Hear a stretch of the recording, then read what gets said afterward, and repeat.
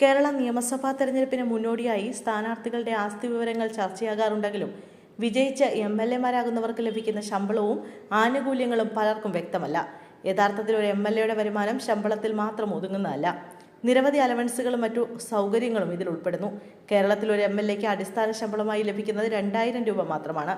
എന്നാൽ വിവിധ അലവൻസുകൾ കൂട്ടിച്ചേർന്നാൽ മാസത്തിൽ ഏകദേശം 70,000 രൂപ ലഭിക്കും.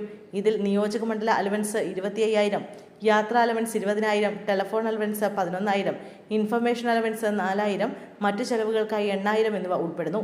ഇതിനു പുറമെ MLA-മാർക്ക് നിരവധി മറ്റ് ആനുകൂല്യങ്ങൾ ലഭ്യമാണ്.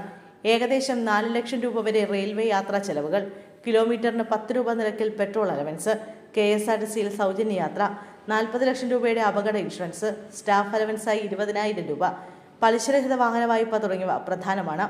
ശമ്പള വർധനവുമായി ബന്ധപ്പെട്ട സർക്കാർ മുമ്പ് ആലോചന നടത്തിയിരുന്നെങ്കിലും സാമ്പത്തിക സാഹചര്യങ്ങളും തെരഞ്ഞെടുപ്പ് ഘടകങ്ങളും പരിഗണിച്ച് തീരുമാനം മാറ്റുകയായിരുന്നു. ഇതിനായി നിയമിച്ച ജസ്റ്റിസ് ജെയിംസ് കമ്മിറ്റിയുടെ പഠനത്തിൽ മറ്റ് സംസ്ഥാനങ്ങളുമായി താരതമ്യം ചെയ്യുമ്പോൾ കേരളത്തിലെ MLA-മാരുടെ ശമ്പളം കുറവാണെന്ന് കണ്ടെത്തിയിരുന്നു. തമിഴ്നാട്ടിൽ MLA-മാർക്ക് ശമ്പളം 55,000 രൂപയിൽ നിന്ന് 1,05,000 രൂപയായി ഉയർത്തിയിട്ടുണ്ട്. തെലങ്കാനയിലാണ് ഏറ്റവും കൂടുതൽ ശമ്പളം, മാസം 2,50,000 രൂപ. മറുവശത്ത് ത്രിപുരയിലും മേഘാലയയിലുമാണ് ഏറ്റവും കുറഞ്ഞ ശമ്പളം, 20,000 രൂപ. ഡൽഹി, മധ്യപ്രദേശ് എന്നിവിടങ്ങളിൽ ഏകദേശം 2,10,000 രൂപയും, ബീഹാറിൽ 1,65,000 രൂപയും, മഹാരാഷ്ട്രയിൽ 1,60,000 രൂപയും ലഭിക്കുന്നു. MLA-മാരുടെ വരുമാനം വിലയിരുത്തുമ്പോൾ ശമ്പളം മാത്രം പരിഗണിക്കുന്ന മതിയാകില്ല. വിവിധ അലവൻസുകളും യാത്രാ സൗകര്യങ്ങളും മറ്റ് ആനുകൂല്യങ്ങളും ചേർന്നാണ് അവരുടെ യഥാർത്ഥ വരുമാന ഘടന രൂപപ്പെടുന്നത്. അതിനാൽ സംസ്ഥാനങ്ങളിലേക്കുള്ള ശമ്പള വ്യത്യാസം വിലയിരുത്തുമ്പോൾ ഈ ഘടകങ്ങളും കൂടി പരിഗണിക്കേണ്ടതാണ്.